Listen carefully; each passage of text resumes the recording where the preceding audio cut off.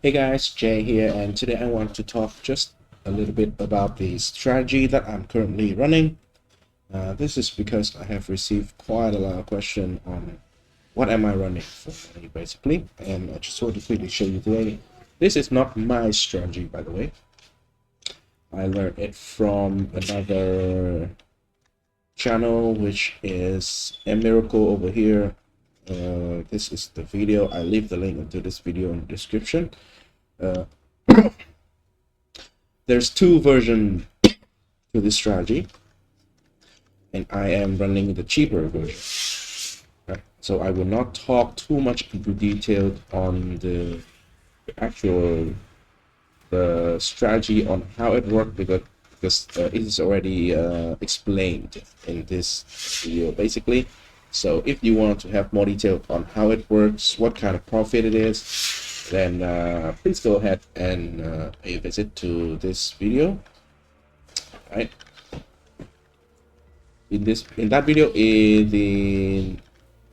a miracle here is using a saboteur actually as the class to play the AFK class, Casper stunned, and do ultimatum with the saboteur, which I think is very cool.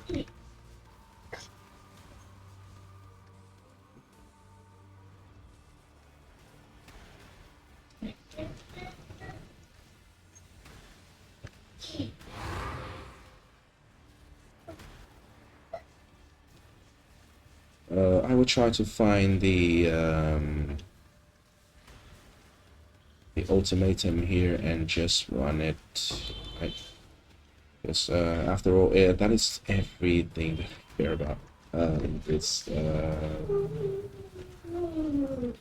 For this build.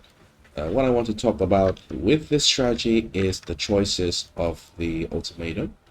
I think that is important because it really is dependent on your build, basically. If you really want to do ultimatum effectively, if you are following this build, if you want to make some money with this particular strategy, then you actually have to be mindful of the mark that you take on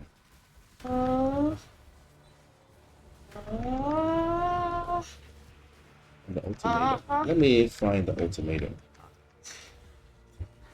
Meanwhile, still, of course, doing that, I will have a separated video on the upgrades that I have done on this character, and then another separated videos on detailed explanation on the gem that I choose to use in this build. What are the gems you should be using for different version and for different stages of the AFK build, because right now there are a couple of versions already. Right here we are at the ultimatum, and so let's go through the options. These are actually three quite bad options that I normally don't want to choose unless I have to, and when I have to is in this case. For example, the ruin is an absolute no-no, so there's under no circumstances that you want to pick the ruin. It will guarantee you to lose the encounter basically. The blood altar is very bad. It is a very heavy physical damage over time, and the thing that we are afraid of the most is actually damage over time for this build. So I would not take this. This is extra damage as elemental. I guess this is the best out of everything. The blood altar here also, if you don't have any other choices.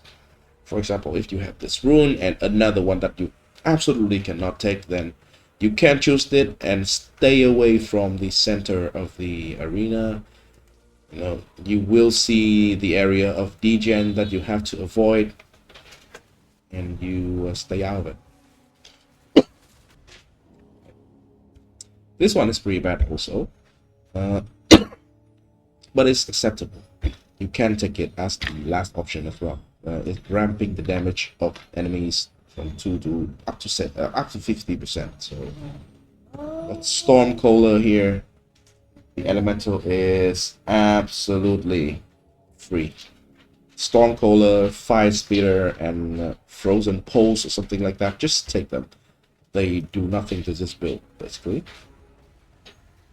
At least they do nothing to this build in this current state of the build. Okay, so we are having an Scarab Ultimatum. Okay, players have 60% less area of effect and projectile speed. That is okay if you don't have any other better option. But yeah, here you have the lightning and the fire. I will choose the fire. Why? Because the lightning I already chose in the first level. I choose this one, which means in the ultimatum we have lightning and also fire. So that means there's a higher chance that they will appear later on the later round. That also means that we can choose them again because they are very easy mob for this build. Here we have, yeah, this is basically anything. This one is a non-level, this one is a level mod, so you have multiple level.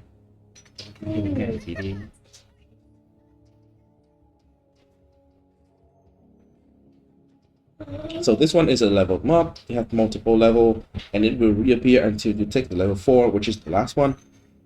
In this case, the shielding monster is okay for me. It only have one level. I take it. It will fill one slot here, so I will take it because this one can appear later. This one doesn't guarantee to appear later, so the priority is taking the easy one that has the level for the first time. For example, in this case, the dexterous monster here is a one single level 1, so take it. The other two we already have in here. The priority is to take the level 1 for the first time, and then take the no level 1, and then upgrade the easy one with level. For example, in this case, we have Ruin and the 2 options to upgrade level. Just choose whatever. Right? Don't take the Ruin.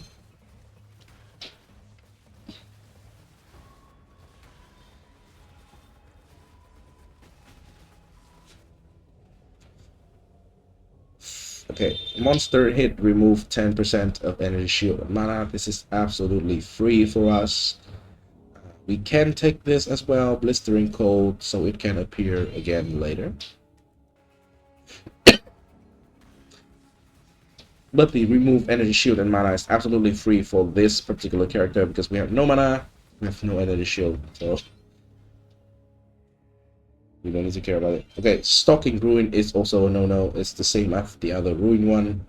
The 2 Ruin one are the worst thing that you can take, right? Because for this build, you kind of stay at the same spot and get hit all the time. So the Ruin monster, if it's stacked enough, Ruin stack on you, which is quite easy because you don't dodge anything, then it would just be. This one is okay for this build actually. Round 9. The crit one is not as bad as you think it is, at least for this build, because you have ways to mitigate the crit. So if you want to, you can take it. Normally, if you don't have a way to deal with crit, then that is a problem. This is also a free modifier. We don't evade at all. This one is a double chaos down. So far I have had one single 8 divine one. So 8 divine, put it in. If you win the inscribe ultimatum, it double. And those are the things that we really want to have. As you see, we have the inscribe ultimatums here. They are doubled, so it's pretty nice. So yeah, that is the ultimatum. How are we making money from this strategy? Well, the inscribe ultimatum, normally you will have a very bad one. If you want to, you can use the 5-to-1 recipe. You sell 5 ultimatum and you will have 1 random back. And with that, you can actually get, you know, potentially very, very good ones.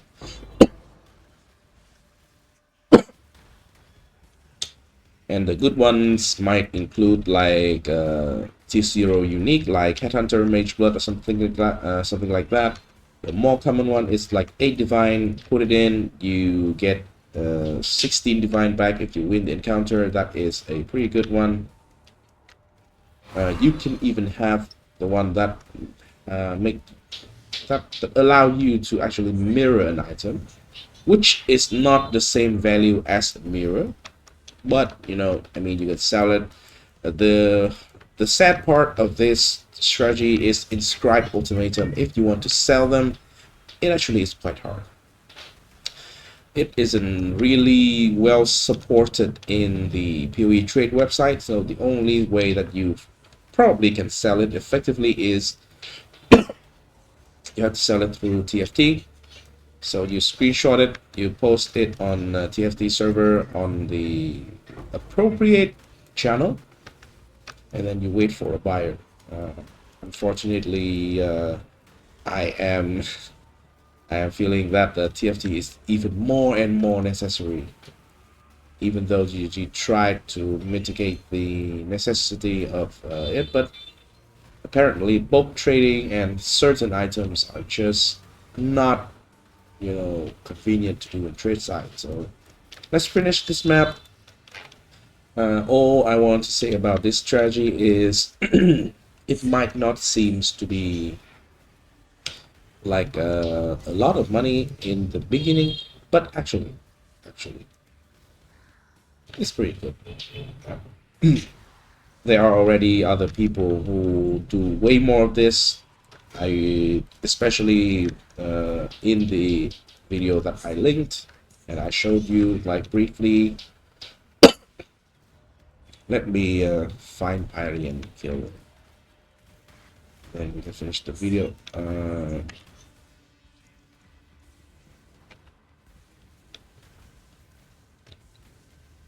Right now, the build is doing way better. A little bit up. Great. I got the Defiance Destiny. This is extremely big. It just makes a huge difference when it comes to tankiness. And yeah, so suddenly I feel immortal again. Before it, I kind of die a lot. And I'll go through in much more detail in a another video.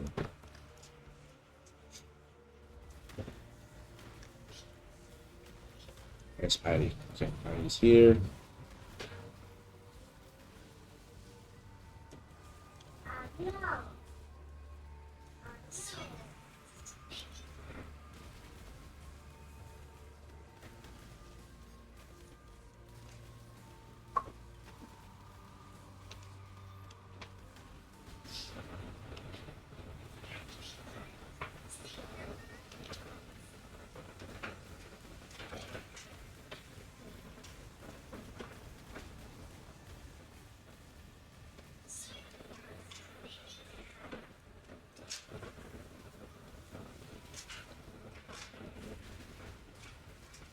So you can see the damage is not very great on bosses. That is like alone doesn't have a lot of nearby monsters to assist me with the proc rate. Okay, yeah, so we are done, and that is it. That is the video. I want to quickly show just quickly show the Scarab, right? So there's two versions of this build. The first one is the cheap version that I'm running. I'm running 2 automated Scarab of bribing. So basically it makes your reward at a higher tier, right? You start out with these 2 Scarab, and then these node. Where is it? Where is it? There is one node that makes your reward.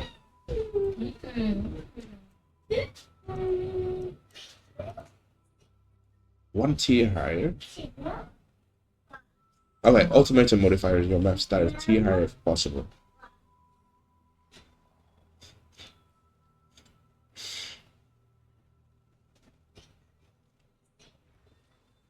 So you have one tier extra from this, and then you have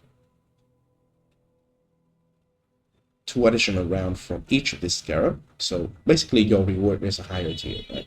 In total 5 higher tiers. So you started out like at round 1 you already have the reward of round 6.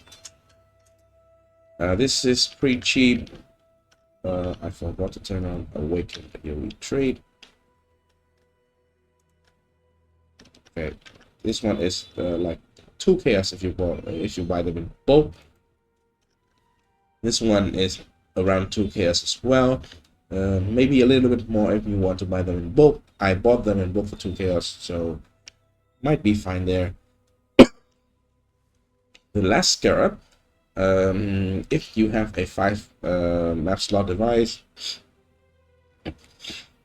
then the 5th Scarab, I'm using the cartography Scarab, so it increased the chance for map drop and well, just to help sustain the map.